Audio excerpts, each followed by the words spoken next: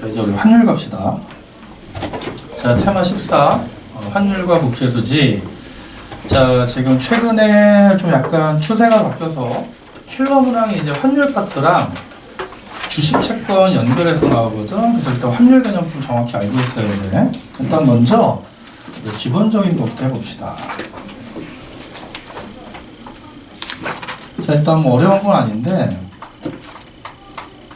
자, 환율은 뭐 익스체인지 레이트로 해가지고 우리가 앞으로 E라고 약자로 쓸 거야. 자, 너네가 이제 익숙하게 들어본 개념이 어려운 거 아니야? 환율은 자국 화폐와 외국 화폐의 교환 비율이야. 환율은 자국 화폐와 외국 화폐의 교환 비율. 그럼 이제 이렇게 이해하면 좋아. 그냥 외국 화폐 한 단위를 재화라고 보면 외국 화폐 한 단위를 사기 위해서 우리나라 화폐 원화를 얼마를 주는가, 그렇게 이해하면 좋아. 그래서 일단 개념은 자국 화폐와 외국 화폐의 교환 비율. 근데 이거 너무 평이하니까 근데 이제 요걸 알아야 돼. 자, 환율을 표시하는 방법이 두 가지가 있는데, 하나는 환율 표시법은 자, 자국 화폐 표시법이라는 게 있고요. 자, 또 하나는 자, 외국 화폐 표시법이라는 게 있거든. 일단 그냥 무시하고 무조건 일반적인 환율 표시법은 자국 화폐 표시법이에요.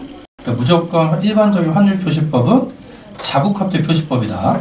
그러면 이 환율은 자국 화폐로 표시하는데 이렇게 하는 거야. 너네 보통 환율하면 보통 한번 들어봐. 너네 한번 항상 환율하면 원달러 환율이라고 그래? 달러 원 환율이라고 그래? 원달러 환율이라고 그랬지.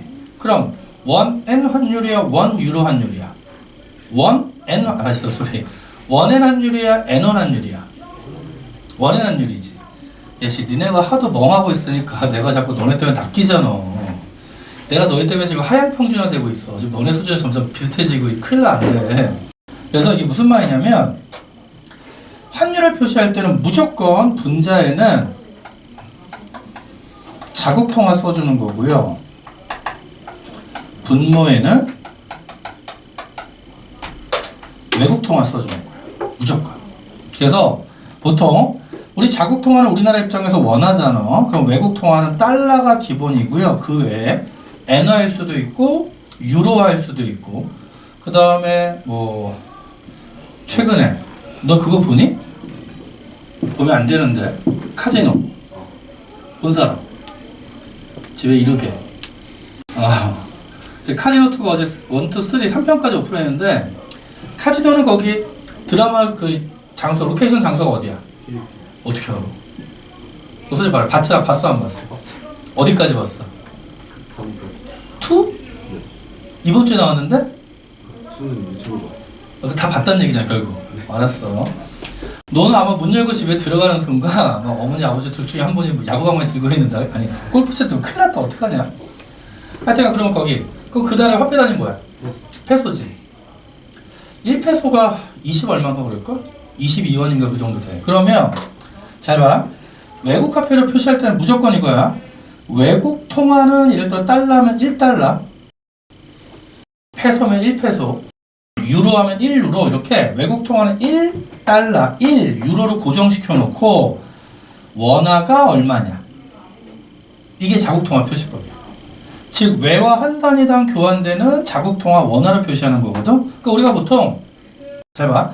환율이 원달러 환율이라고 하잖아. 그럼 1달러당 뭐 1,300원, 1달러에 1,200원 이렇게 얘기하는 거지. 그치?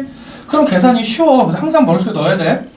분모는 무조건 외화를 고정시켜둬요. 근데 외화가 보통 1달러, 1유로, 1페소인데 유일하게 엔화 있지. 엔화만 100엔이야. 엔화만 100엔. 엔화만 100엔당 얼마 이렇게 돼요. 오케이?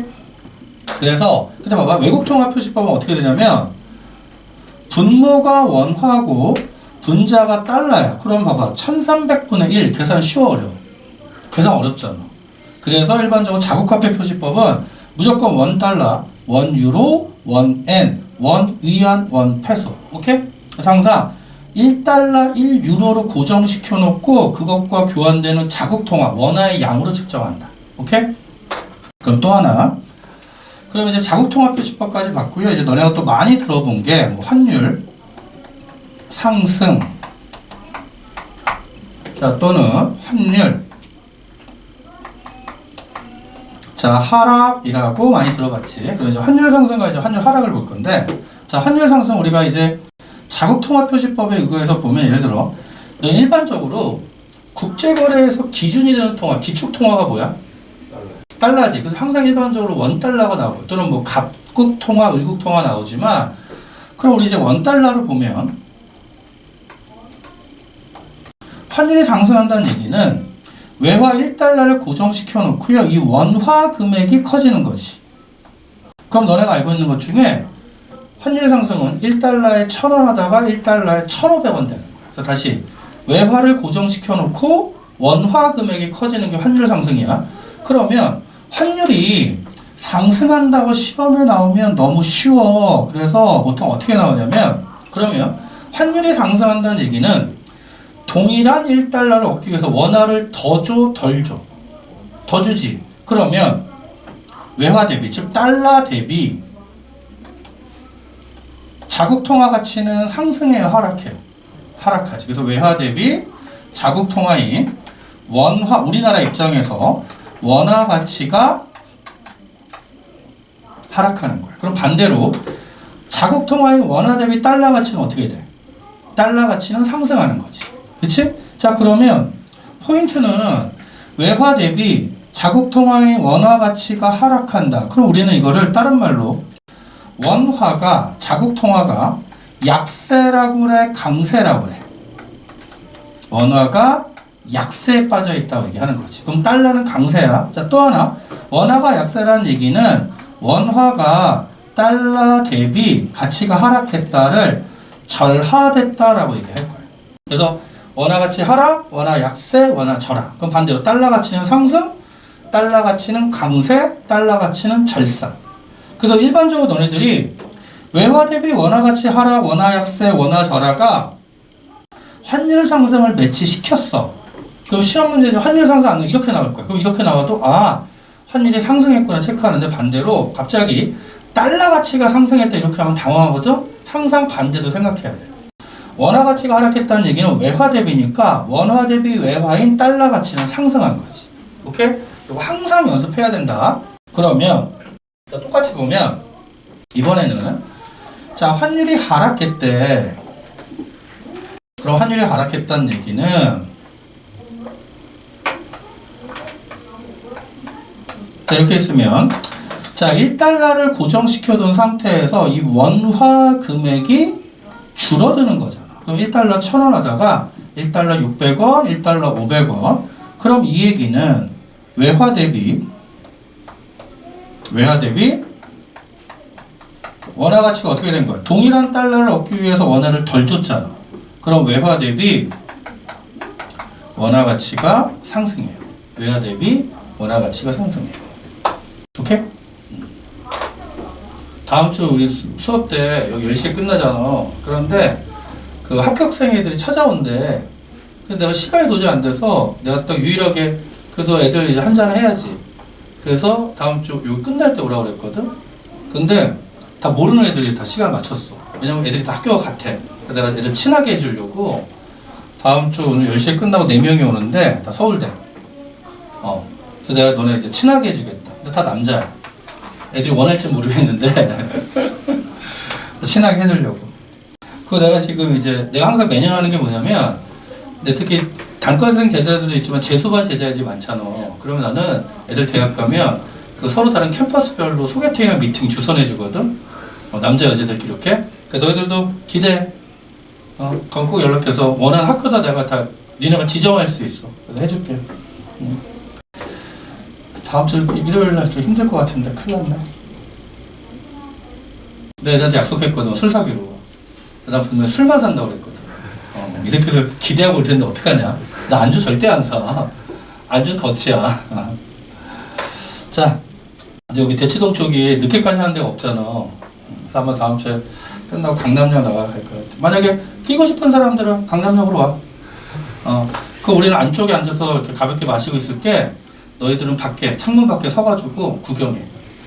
서울대생들의 라이프 스타일. 그리고 의지를 다지는 것이. 나도 서울대 가자. 알겠지? 이렇게. 자, 그러면 자, 원화 가치가 이제 상승합니다. 그 같은 표현이 뭐냐면 원화는 약세야 강세야? 원화는 강세지. 그치? 그러면 원화 가치는 절하된 거야 절상된 거야? 절상된 거죠. 오케이? 그래서 너네 항상 머릿속에 뭘 넣어야 되냐면 자, 환율 변화와 자국 통화 가치는 반대로 움직여. 항상 이거 외워야 돼. 환율 변화와 자국 통화 가치의 변화는 반대다. 환율이 하락하면 자국 통화 가치는 상승하는 거고 환율이 상승하면 자국 통화 가치는 하락하는 거야. 오케이? 너네 이거 정말 단순한 내용인데 항상 애들이 시험에서 헷갈리고 실수하는 게 이 상승 하락이 익숙한데 자국 통화 가치가 하락 상승에 헷갈려. 그러니까 정확하게 외울 정도가 돼야 돼. 툭툭 나올 정도. 오케이? 그래서 일반인들은 이것 때문에 맨날 헷갈려요. 이것 때문에. 자, 그럼 이제 이게 기본적인 내용이고요. 자, 그 다음에 이제 다룰 내용은 뭐냐면 이거야. 그 환율이 어디서 결정되냐 이거야. 그럼 환율의 결정 방법은 두 가지가 있는데 환율의 결정 방법 하나는 변동 환율 제도가 있고 자, 또 하나는 뭐가 있냐면 고정 환율 제도가 있어. 그럼 얘들아 우리나라는 변동 환율 제도야 고정 환율 제도야? 상식적으로 변동 환율 제도지. 자, 그런데 대표적인 고정 환율 제도가 중국이야. 중국은 고정 환율 제도인데 이것만 알아놔.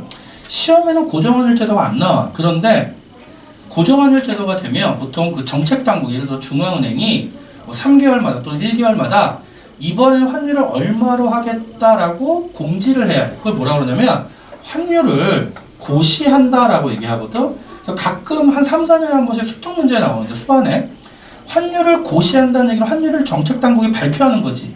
그러면 이거는 무조건 고정 환율 제도야. 변동 환율 제도는 외환 시장에서 하루에도 수십 번, 수백 번 환율이 변동하잖아. 따로 고시할 필요가 없어. 오케이? 그래서 이 표현만 알아놔. 환율을 고시한다 그러면 이거는 고정 환율 제도다. 지심을 독해할 때. 이건 나중에 설명하고요. 그러면 변동 환율 제도라는 얘기는 결국 뭐냐면 외환 시장이 존재를 해. 그러면 외환 시장 이렇게 존재를 하면 좀 지우고 자, 이렇게 외환 시장이 존재를 하면 선이 마음에 안 드냐? 선이 똑바를 때까지 계속 그릴 거니까 좀 기다리고 있어. 마음에 큰일 났는데 마음에 안 들지? 큰 자 있는 사람 없나? 없어? 좀 낫다. 자, 그럼 이제 외환 시장이 있는데 이렇게 얘들아 물어보자. 외환 시장은 추상적 시장이야, 구체적 시장이야? 추상적이지. 단 우리가 현실에서 볼 수 있는 외환 시장 어디 있어? 공항 가면 환전소가 외환 시장이잖아, 그렇지? 그런데 실제로 외환 시장은 컴퓨터 단말기 안에서 왔다 갔다 엄청난 자금이 왔다 갔다 하지. 그래서 추상적 시장인데 외환 시장에는 우하향하는 외화 달러 등에 대한 수요와 우상향하는 외화의 공급 달러 등의 공급이 존재하고 그러면 외화의 가격이 뭐겠어? 얘들아 외화의 가격이 뭐야? 환율의 의미가 자국 통화와 외국 통화의 교환 비율이잖아. 그러면 외화의 가격이 환율이죠. 항상 외환 시장에서 외화 가격은 환율이고 우하향하는 외화 수요와 우상향 외화 공급이 만나는 점에서 자, 무슨 환율이 결정되냐면 균형 환율이 결정돼요. 그래서 뭐 이 스타 이렇게. 그래서 주의할 것 같다. 일단 이렇게 이해해. 외환 시장은 그냥 우리나라 안에 있어. 그럼 외화를 사고 파는 게 외환 시장이지. 그럼 물어볼게요. 너네 볼 때, 자 이제 처음에 외환 시장이 우리나라에 만들어졌어. 그럼 우리나라에는 외화가 있어, 없어? 처음에 없지. 그럼 외화의 공급은 외화를 파는 거지. 그러면 우리나라에 외화가 없으니까 외화가 공급된다는 얘기는 무조건 외화가 외국에서 우리나라로 유입되는 모든 경우야. 다시 외화가 우리나라로 유입된다는 게 외화가 공급되는 거고. 자, 두 번째는 너네 물어보자. 자, 너네 달러를 지금 갖고 있는 사람이 있을지 모르겠는데 달러를 외화 수요는 달러를 사는 거지. 그럼 물어보자. 달러를 왜 사니? 야, 우리나라에서 달러 사서 주면은 기분은 좋지. 지금 달러가 비싸긴 하지만 일반적으로 국내에서 달러는 거의 통용이 안 되잖아. 할 수는 있겠지만. 그러면 사람들이 외환시장 가서 특히 환전소 가서 달러를 사는 이유는 뭐겠어? 여행 갈 때잖아. 유학 갈 때잖아. 결국 뭐냐면 달러를 사는 이유는 갖고 나가기 위해서라고. 그치? 그래서 무조건 외화 수요는 외화가 우리나라에서 외국으로 유출되는 모든 경우야. 그래서 기본적으로 만약에 거기 교재에 보면 외화 수요와 외화 공급 항목들인데 외울 필요가 없어. 외울 필요 없이 일단 따지는 거야. 어떤 경우든 간에 외화가 우리나라로 유입되는 모든 경우는 결국 외화가 공급되는 거고, 우리나라에서 외화가 외국으로 유출되는 모든 경우는 외화가 수요, 외화 수요는 외화 유출. 그런데 이것만으로 좀 약간 안 떨어지는 경우가 있어. 그럴 때는 무조건 뭐냐면, 잘 봐. 너네 외화를 하나의 재화라고 보면 외화를 판다는 얘기는 외환 시장에서 외화를 파는 거지. 그 외화를 팔면 뭐로 바꾸는 거야? 다시 외화를 판다는 얘기는 뭐로 바꾸는 거야? 외화를 원화로 환전하는 경우지. 그래서 외화 공급을 또 따르게 따질 때는 외화를 원화로 환전하는 모든 경우, 외화를 파는 거니까. 외화를 판다는 얘기는 외화를 주고 원화를 받는 거잖아. 그러면 두 번째, 얘들아 외화를 사는 건 어떤 경우일까? 외화 수요는 환전소 가서 달러를 산다는 얘기는 원화를 주는 거잖아. 그러니까 외화 수요는 원화를 외화로 환전하는 모든 경우예요. 그럼 이제 항목을 외울 필요 없어. 항상 여기다 대입해서 풀면 돼. 그럼 다시 외화 공급은 첫 번째는 외화가 유입되는 모든 경우 또는 외화를 원화로 환전하는 모든 경우, 외화 수요는 우리나라에서 외화가 외국으로 유출되는 모든 경우 또는 원화를 사는 거야. 외화를 사는 거니까 원화를 외화로 환전하는 모든 경우. 오케이? 자, 그럼 너네 상식적으로 생각해봐. 항상 따지는 거야. 외화가 들어오냐 나가냐. 자, 그럼 봐봐. 수출, 수요 공급, 외화에. 다시 하지. 야, 우리나라가 물건을 수출하면 외화가 들어와 나가. 들어오지, 공급. 그러니까 우리나라 사람들 해외 유학은 외화가 나가지. 그럼 돈을 원화를 달러로 바꿔서 나가야 되잖아. 그럼 외화 유출, 외화 수요죠. 오케이? 자, 그럼 외국인의 국내 투자는 외화 공급이지. 그래서 항상 일반적으로는 외화가 들어오냐 나가냐만 따지는 거야. 그래서 외화 유입, 외화 공급, 외화 유출, 나가면 외화 수요. 오케이? 조금 애매할 때는 외화를 원화로 환전하는 거지.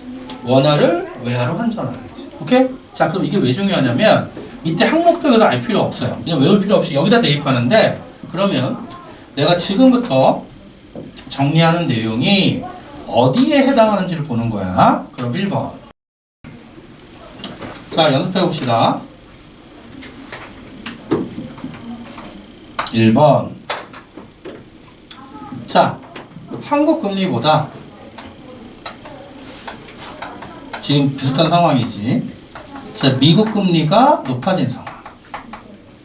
한국 금리보다 미국 금리가 높아진 상황에 외화가 어떻게 될지. 자, 두 번째는 자, 우리나라의 자, 수출이 그전에 비해서 감소했어. 그럼 환율이 어떻게 될지.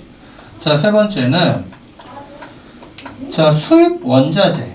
이 수입 원자재는 대표적으로 원유 같은 경우가 대표적이고, 원유, 천연가스, 그 다음에 뭐 각종 에너지 여러 가지가 있겠지. 자, 수입 원자재의 가격이 일반적으로 상승합니다. 수입 원자재 가격이 상승하는 경우. 자, 네 번째는 우리나라 사람들의 자국민의 지금 최근에 일본 여행이 급증하고 있지.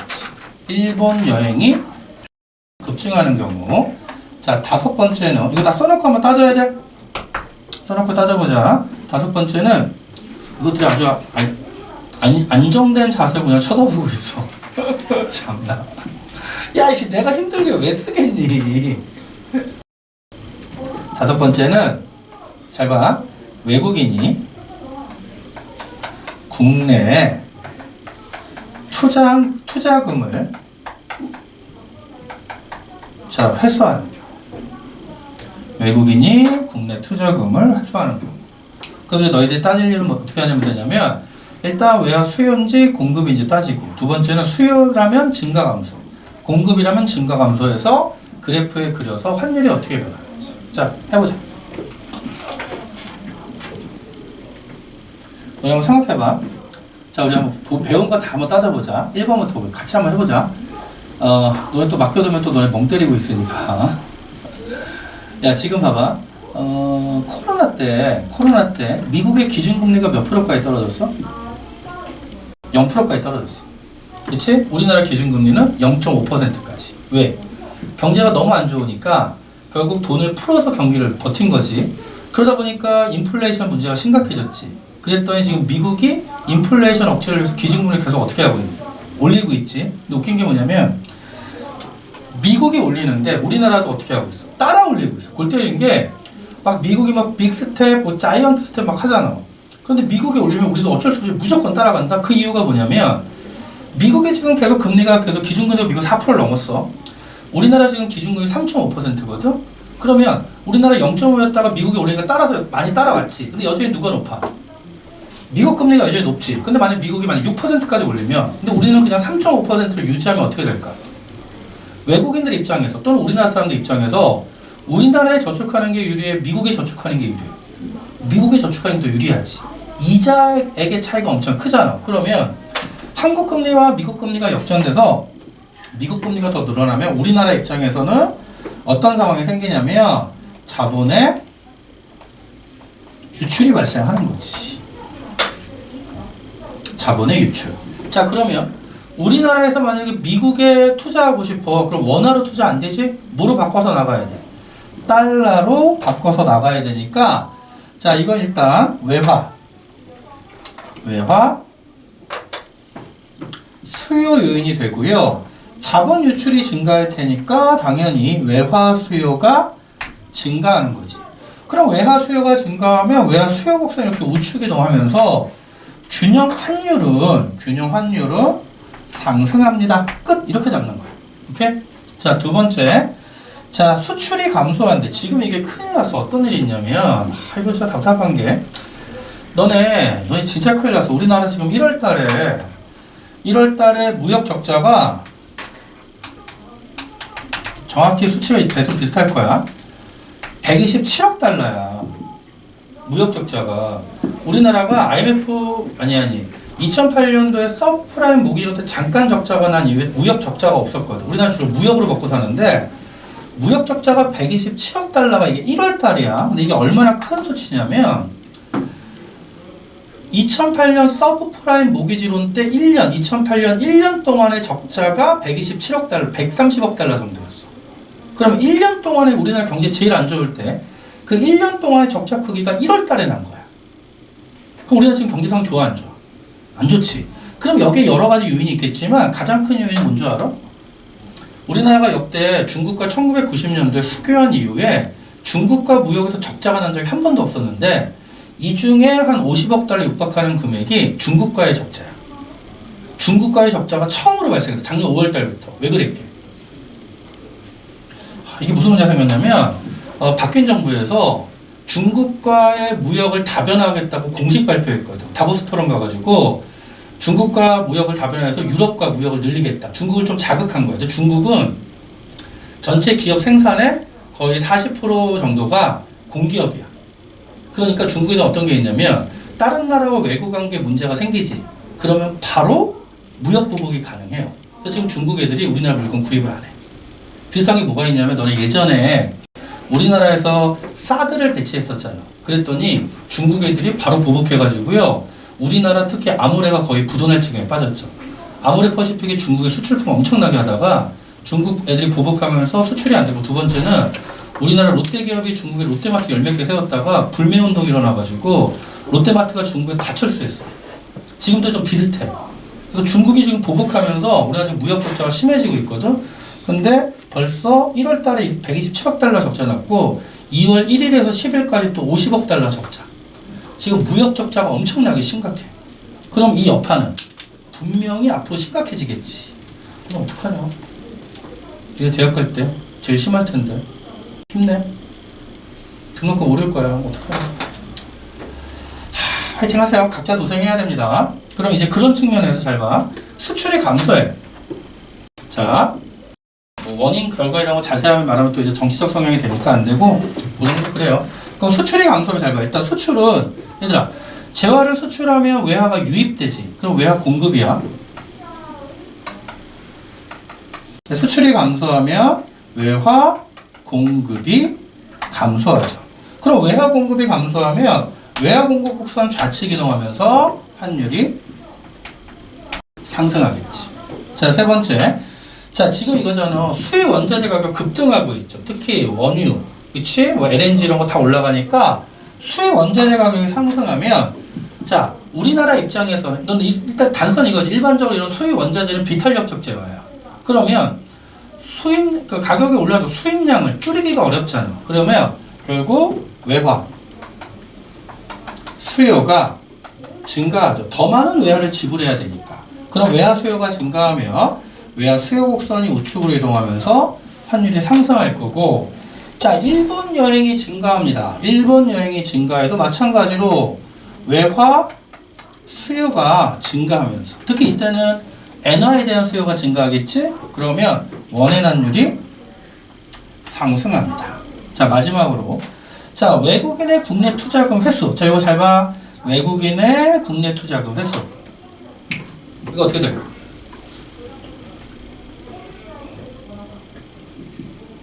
자, 성남 외고에 이름을 걸고 한번 맞춰봐.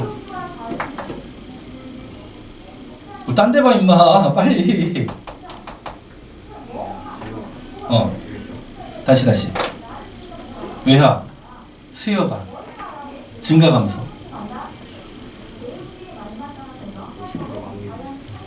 아까 50%라고 말을 하라고. 빨리. 증가 감소. 빨리 말해. 아, 이미 틀린 거야, 임마. 이렇게 헷갈리면. 너 지금 너네 학교 이름을 먹칠을 했어. 자, 요거 잘 봐. 이게 제일 어려웠어. 실제 나왔었는데.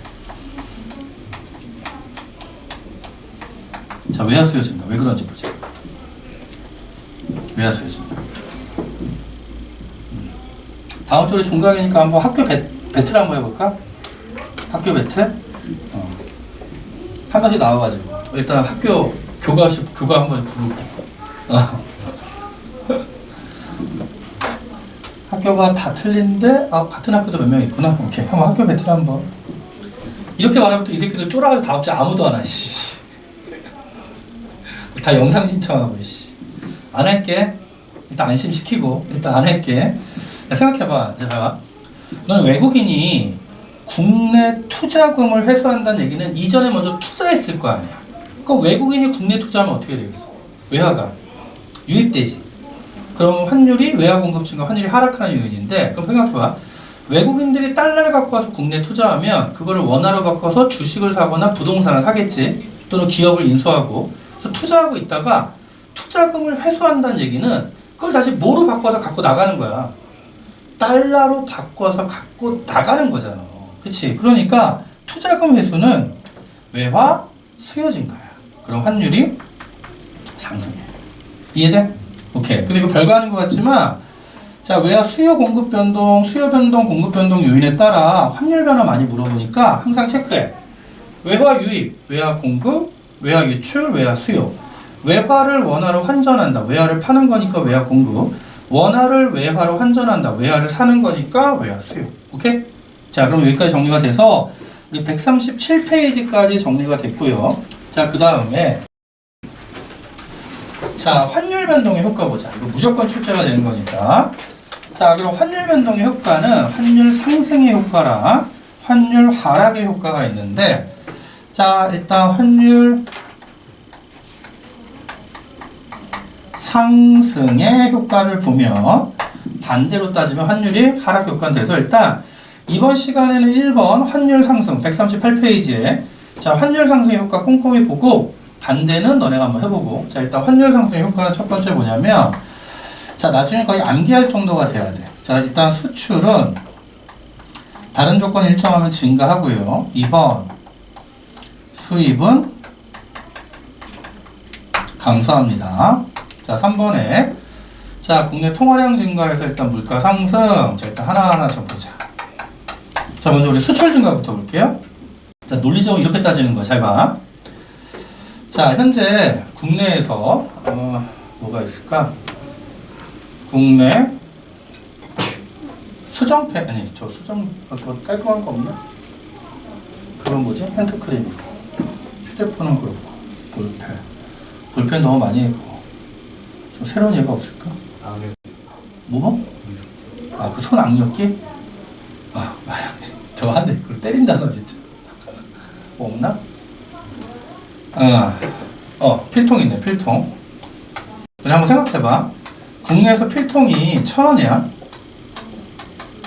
국내에서 잘 팔고 있는데 이 필통을 미국에 수출하는데 현재 환율이 1달러에 1,000원이야. 야, 너 생각해봐. 그럼 국내에서 1,000원에 팔면 그 수출을 해서 외국에서 팔아도, 근데 물론 수출하면 달러로 팔아야 되지.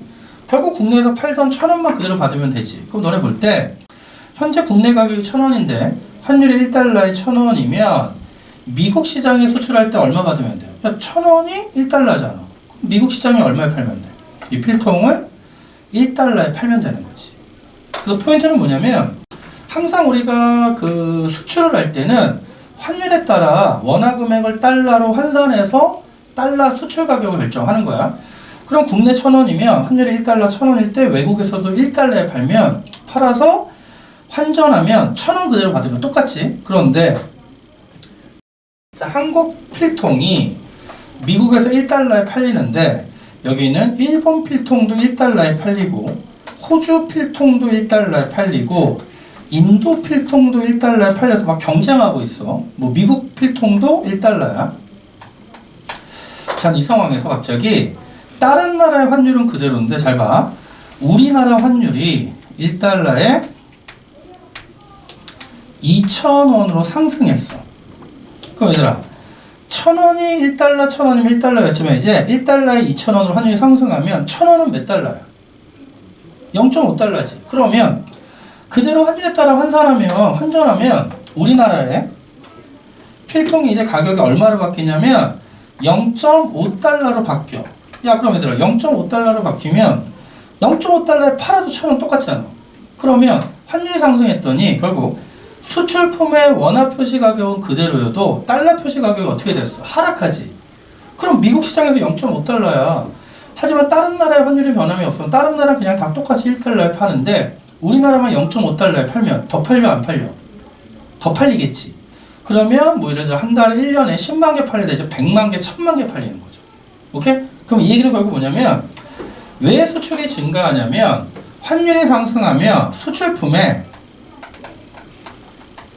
원화 표시 가격은 그대로여도 달러로 환산한 달러, 즉 외화 표시 가격이 하락하면서 가격 결정 경쟁력이 올라가는 거야. 가격 경쟁력이 올라간다. 이해돼? 그러면 0.5달러로 팔려도 이제 10만 개 팔다가 100만 개 파니까 한국 기업 입장에선 대박인 거죠. 이런 대표적 사례가 뭐가 있냐면 일단 여기까지 하고 설명해 줄게. 봐봐. 이번에는 자 환율이 1달러에 2,000원 됐죠? 자 그럼 이 상황에서 자 미국 1달러짜리 필통이 국내로 들어올 때 환율이 1달러에 1,000원일 때는 1달러짜리 미국 필통은 국내 와서 그냥 1,000원이었지. 근데 1달러에 2,000원 되면 1달러짜리 미국 필통이 그냥 국내 들어와도 얼마가 돼? 그냥 2,000원 되잖아. 그냥 가만히 앉아서 비싸지지. 그럼 수입품이 팔려 안 팔려? 안 팔리는 거지. 그러면 자 수입이 감소하는 이유는 수입품의 달러 표시 가격이 그대로여도 수입품의 환율이 상승하면 원화로 환산한 원화 표시 가격이 상승하는 거야. 그 결과 수입품의 가격 경쟁력이 떨어지면서 안 팔리는 거지. 자, 재밌는 사례가 이런 거야. 이거 실제로 우리나라가 이 기회를 대박 잡은 게 뭐냐면 너네 그거 알아? 1997년도 IMF 외환위기 터졌잖아. 외환위기 터지기 전에요. YS 정권 때 그 전에 환율이 1달러에 얼마 때였냐면 1달러에 800원대였어. 좀 낮은 편이었지? 이거 할 얘기 많은데 일단 시간 되면 하고요. 그러다가 우리나라가 IMF 외환위기 때 국가 부도났지. 그러니까 너 생각해봐. 국가 부도났으니까 원화가 휴지 조각이 될 거 아니야. 외국에서는 야 너네 한국 못 믿어. 자 달러 줄 때 너네 원화 더 내라 이러면서 환율이 1년 만에 얼마까지 치솟았냐면 1달러에 2,000원까지 치솟았어요. 그럼 몇 배 뛴 거야? 2배 반 뛰었죠.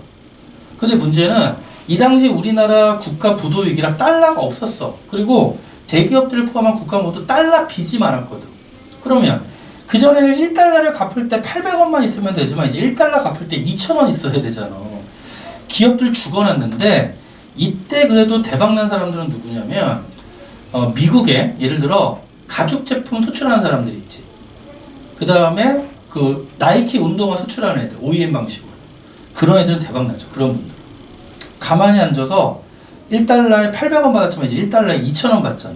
그러니까 IMF 때 무조건 다 망한 게 아니야. 그리고 대표적 사례가 또 뭐 이런 게 하나 있었고, 두 번째는 똑같은 게, 자 2008년도에 미국에서 자 서브프라임 모기지론 그래서 미국의 은행들이 다 그냥 완전 망가졌어. AIG도 망가지고 뭐 골드만삭스 다 망가지고 리먼 브라더스한 제 4위 미국의 투자은행도 부도가 났거든.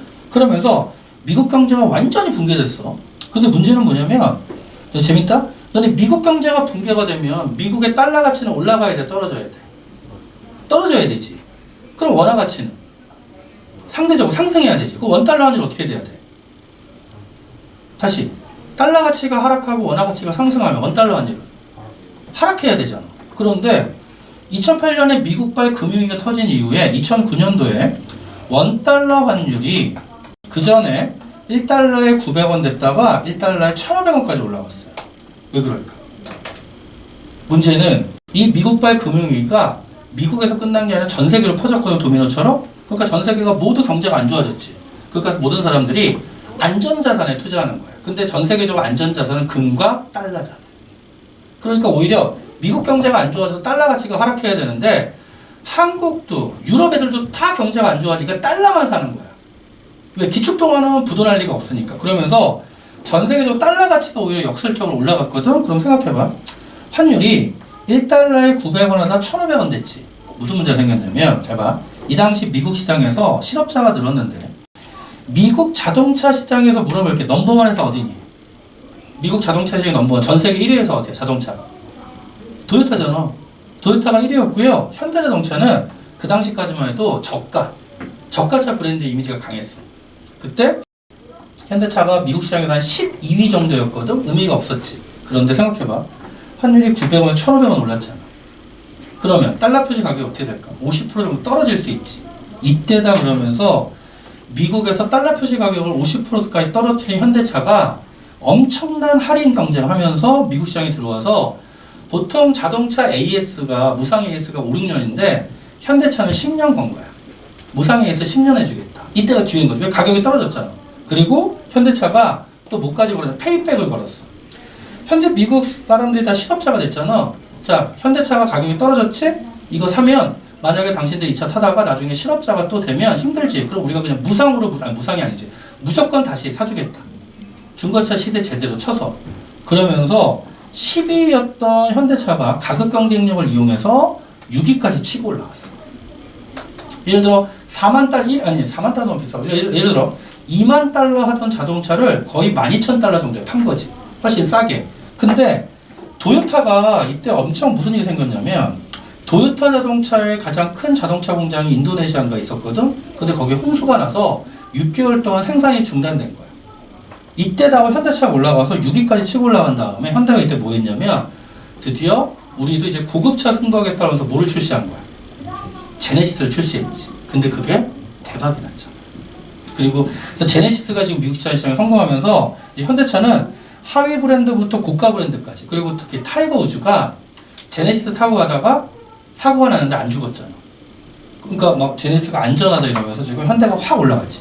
이 혜택을 본 거죠. 환율 상승 혜택을. 오케이?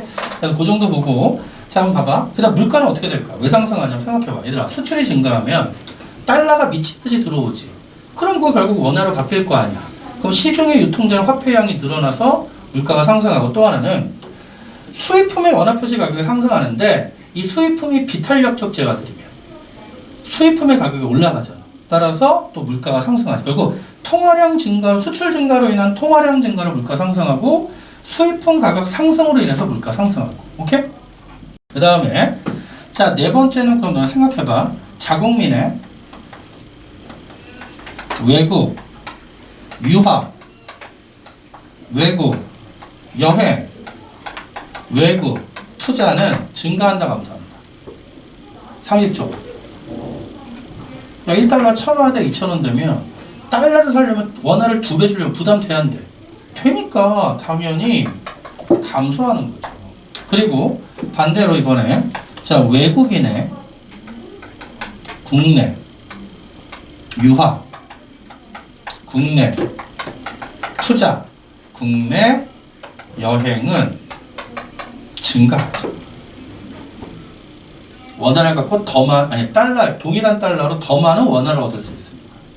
그러니까 너네 지금 반대로 현재 우리나라 사람들이 일본 여행을 엄청 가는 이유가 뭐냐면 그전에는 100엔의 환율이 원화가 한 1,500원, 1,400원 이러다가 지금 100엔에 900원대까지 떨어졌잖아. 그러면 원의 환율이 하락했지. 그럼 우리 입장에서는 일본 여행 갈 때 100엔을 얻기 위해서 이제는 1,500원이 아니라 900원만 주면 되잖아. 부담이 없지. 그치? 그래서 일본 여행 엄청나게 가는 거예요. 그 다음에 6번째. 그러면 자, 외채. 외국에서 돈 빌린 거. 자, 외채 상환 부담은 증가하겠어, 감소하겠어? 외채 상환 부담. 자, 환율이 1달러 1,000원 하다 2,000원 올랐는데 돈을 외국에서 달러를 1달러 1,000원 할 때 빌려왔어. 그럼 1달러 빌려와서 1,000원을 썼지. 근데 환율이 1달러에 2,000원 오르면 갚을 때 1달러 갚으려면 1,000원 곱하기 2,000원이 필요하잖아. 원화 2배가 들어가지. 그래서 외채 상환 부담은 증가할 수밖에 없겠죠. 외채 상환 부담은 증가한다. 그 다음에 거기 경상수지 있는데 자, 우리 경상수지 아직 안 배웠죠? 이거 하나만 체크하고 할게요. 자, 일단 경상수지는 개선됩니다. 이건 다음 시간에 경상수지 할 때 얘기할 거야. 그래서 너희들이 환율 상승의 효과 요 7가지는 반드시 거의 외울 정도가 돼야 되고요. 더 중요한 거 잘 봐. 환율이 상승하면 왜 수출이 증가한다고? 수출품의 달러 표시 가격은 하락한다. 원화 표시 가격 그대로여도.